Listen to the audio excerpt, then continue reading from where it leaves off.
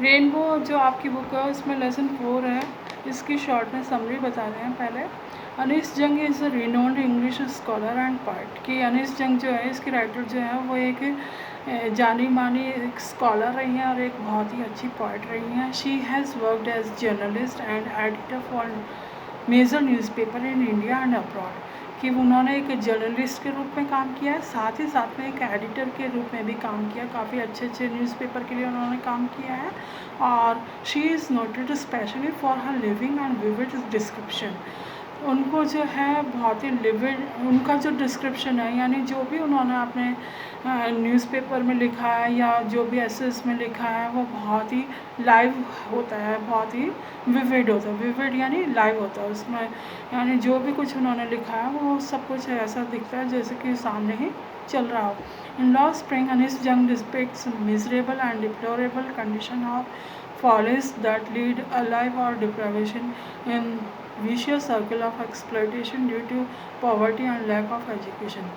ये जो चैप्टर है लॉस ऑफ स्प्रिंग, इसमें अनीस जंग जो है वो ऐसे बच्चों की मिजरेबल यानी दयनीय दशा का वर्णन करते हैं जो कि एक अभाव से ग्रस्त जीवन जी रहे हैं, साथ ही एक शोषण से भरी जिंदगी जी रहे हैं क्योंकि उनमें शिक्षा का अभाव है। He focuses on children who are doing manual and hazardous tasks to supplement the income of their families। वो ऐसे बच्चों की ओर फोकस करते हैं जो कि अपने घर की आजीविका चलाने के लिए अपना योगदान देते हैं और उसके लिए बहुत ही मैनुअल यानी शारीरिक और साथ ही हजार्डस यानी जोखिम से भरे हुए काम करते हैं ताकि वो अपनी फैमिली के इनकम में सप्लीमेंट कर सकें, योगदान दे सके। सप्लीमेंट करना यानी योगदान देना। Most of then succumb to various diseases before attaining their youth. उनमें से ये बताया कि ये जो बच्चे होते हैं उनमें से ज़्यादातर बच्चे ऐसे होते हैं जो कि बहुत सी बीमारियों का शिकार हो जाते हैं। इससे पहले कि वो यंग हों वो बहुत सी बीमारियों का शिकार हो जाते हैं। अब ये डिटेल में ये जो चैप्टर है वो पढ़ने जा रही हूँ। इसमें एक बच्चा जो है वो एक लाइन बोलता है, sometimes I find A rupee in the garbage. कि कभी कभी मुझे कचरे के अंदर 1 रुपया भी मिल जाता है। और बड़ा खुश होकर के कहता है कि कभी कभी मुझे कचरे में 1 रुपया भी मिल जाता है। Why do you do this? I ask sahib whom I encounter every morning scrounging for gold in the garbage dumps of my neighborhood। तो जो अनीस जो है इसकी राइटर वो ये कहती हैं कि तुम ऐसा क्यों करते हो, तुम कचरा क्यों बीनते हो। ऐसा उसने साहिब से पूछा जो कि उनको डेली रास्ते में कचरा बीनते हुए मिलता था, कचरे के ढेर में कचरा बीनते हुए मिलता था।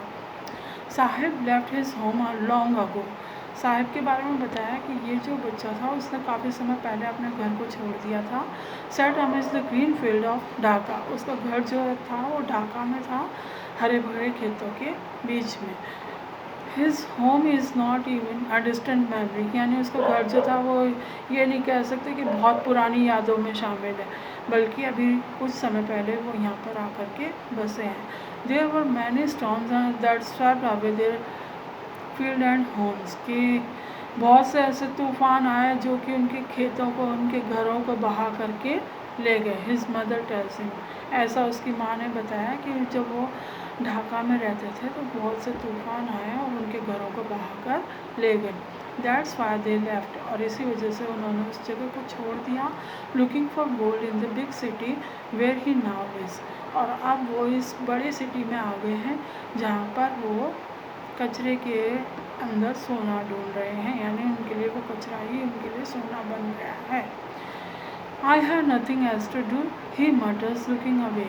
जब उसने पूछा राइटर ने कि तुम ऐसा क्यों करते हो, तो वो कहता है कि मेरे पास में इसके अलावा कोई काम है ही नहीं। वो बड़बड़ाते हुए कहता है, मटर यानी बड़बड़ाना। गो to school I say glibly realising immediately how hollow that advice must sound. तो वो ये कहता है I have nothing to do कि मेरे पास कोई काम ही नहीं है करने के लिए। तो फिर वो कहती है गो टू स्कूल, स्कूल जाओ।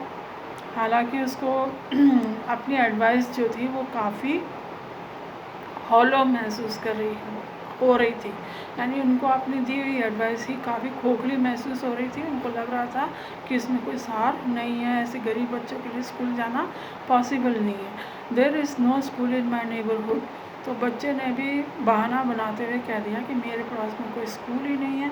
When they build one I will go, कि जब मेरे पड़ोस में कोई स्कूल बन जाएगा तो मैं चला जाऊँगा। If he start a school will you come, if I start a school will you come. तो जो अनीस जंग जो है वो ये पूछती हैं कि अगर मैं कोई स्कूल स्टार्ट करूँ तो क्या तुम आओगे? आई आस्क्ड हाफ जोकिंग, मैंने मजाक करते हुए कहा। Yes he says smiling broadly, उसने कहा हाँ क्यों नहीं, मुस्कुराते हुए कहा। A few days later I see him running up to me, कुछ दिनों बाद मैंने देखा कि वो बच्चा मेरी ओर दौड़ा चला आ रहा था। बच्चे का नाम इसमें है Sahib. Is your school ready, और वो पूछता है अनीस से कि क्या आपका स्कूल रेडी हो गया। It takes longer to build a school, उसने कहा नहीं नहीं, स्कूल बनने में समय लगता है, इतनी जल्दी स्कूल थोड़ी ना बन जाएगा। आई से embraced eight having made a promise, कि हालांकि मैं ऐसा प्रॉमिस करके कि मैं एक स्कूल बनाऊंगी कि तो क्या तुम आओगे, ऐसा प्रॉमिस करके मैं अपने आप में शर्मिंदा महसूस कर रही थी। दैट वॉज नॉट मीन, क्योंकि इसका कोई मतलब नहीं था। But promises like mine around in the every corner of his bleak world, परंतु इसके लिए ये कोई बड़ी बात नहीं थी। उसके सामने कितने ही लोगों ने ऐसे प्रॉमिस किए होंगे जो कि सही साबित नहीं हुए होंगे।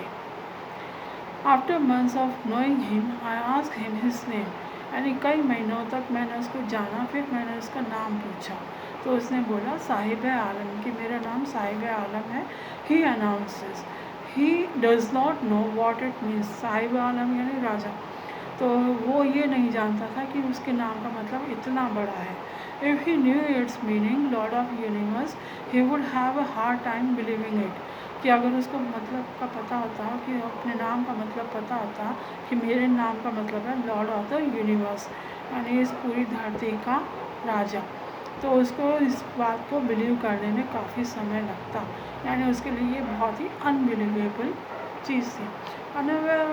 Unaware of what his name represent, he roams in the streets with his friends, an army of barefoot boys who appears like morning birds and disappear at noon.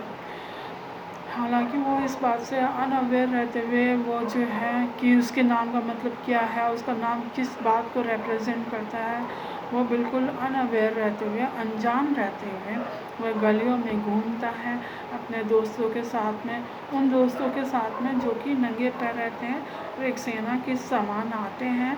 वो ऐसे लगते हैं जैसे कि सुबह पक्षी निकलते हैं और दोपहर में गायब हो जाते हैं। Over the months I have come to recognise each of them, यानी कई महीनों तक जब मैंने उन बच्चों को देखा तो फिर मैं उनको एक एक करके सबको जानने लग गई। Where are they, why are you not wearing chappals, I asked one, तो मैंने एक बच्चे से पूछा कि तुमने चप्पलें क्यों नहीं पहन रखी हैं।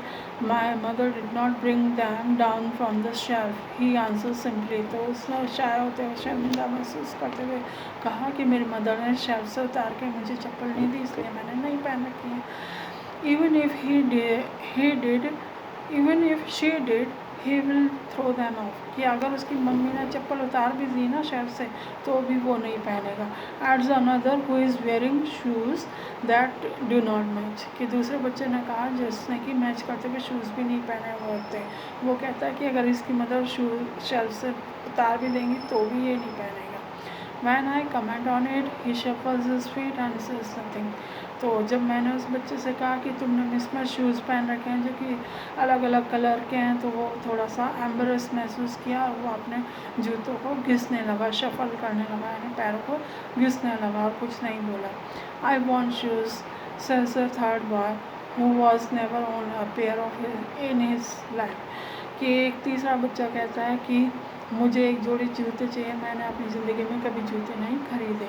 Travelling across the country I have seen children walking barefoot, तो राइटर जो है वो ये कहती है वो कि मैंने उस गांव से गुजरते हुए बहुत से ऐसे बच्चों को देखा जो नंगे पैर घूमते हैं in cities on the village road, यानी शहरों में भी गाँवों में भी ऐसे बच्चे देखने को मिलते हैं। It is not lack of money but a tradition to stay barefoot, ऐसा नहीं कि उनके पास में पैसों की कमी है, बल्कि यह उनकी ट्रेडिशन हो गई है।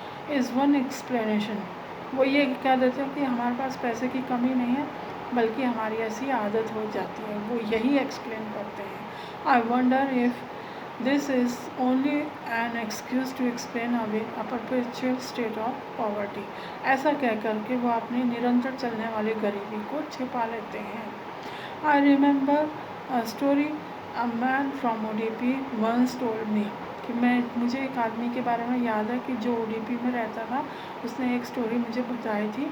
As a young boy he would go to school past an old temple. उस आदमी ने उसको स्टोरी बताई थी राइटर को कि जब मैं स्कूल जाता था तो बीच में रास्ते में एक मंदिर पड़ता था।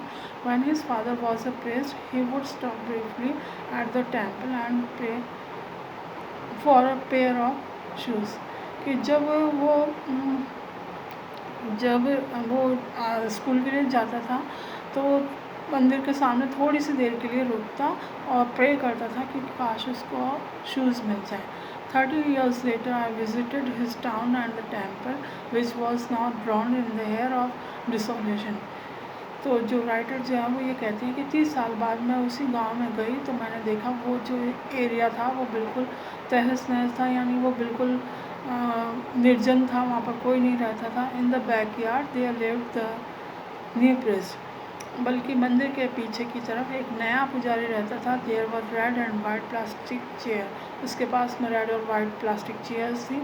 अ young boy dressed in grey uniform, और उसके पास एक ग्रे यूनिफॉर्म में एक बच्चा था। वेयरिंग सॉक्स एंड शूज़, उसने सॉक्स और शूज़ पहन रखे थे। Arrived painting and through his school bag on the folding bed, वो जो बच्चा है वो स्कूल से आया होता है और अपने स्कूल बैग को बेड के ऊपर डाल देता है, फोल्डिंग बेड के ऊपर डाल देता है। Looking at the boy I remember the prayer another boy had made to the goddess. जब मैंने उस दूसरे बच्चे को देखा जिसने शूज़ वगैरह पहने हुए होते हैं, तो राइटर कहते हैं कि मुझे एक ऐसे बच्चे की याद आई जिसने कि देवी से प्रार्थना की थी। When he had finally got it और शूज़, कि उसने देवी से प्रार्थना की थी और लास्ट में उसको शूज़ मिल गए थे। Let me never lose them, कि फिर वो प्रार्थना करते कि हे भगवान, अब मैंने ये प्राप्त तो कर लिया, आप ये खोए नहीं। The goddess had granted his prayer, और भगवान ने उसकी इच्छा की पूर्ति भी की थी। Young boys like the son of the priest now वो शूज़, अब यहाँ के जो बच्चे थे अब वो शूज़ पहनते थे। But many other like the rag picker in my neighbourhood remain shoeless, लेकिन बहुत से ऐसे बच्चे जो कि कचरा बीनते थे वो मेरे पड़ोस में अभी भी शूज़लेस घूमते हैं।